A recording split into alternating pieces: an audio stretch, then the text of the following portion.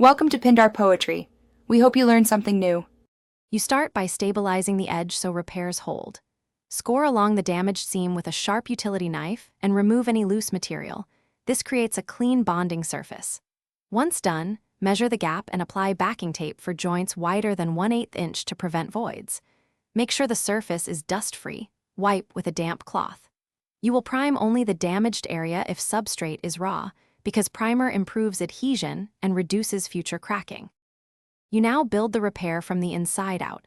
Apply a thin first coat of joint compound over the taped edge using a 6 to 10 inch knife, pressing compound into the joint to eliminate air pockets. Once the first coat sets, sand lightly and remove dust.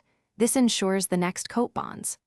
Apply a wider second coat, feathering at least 2 inches beyond the damage so the transition is invisible. Make sure to leave the final surface slightly higher than the surrounding wall. You finish by sanding the area smooth with 180 to 220 grit, wipe away dust, then prime the repair to seal it. Primer prevents flashing where sheen differs. After the primer dries, paint to match the rest of the wall. If the edge cracks later, inspect for structural movement or moisture. Replace the backing tape with a stronger joint system and use flexible caulk along seams if movement is present. Make sure to address the root cause, not just the cosmetic fault.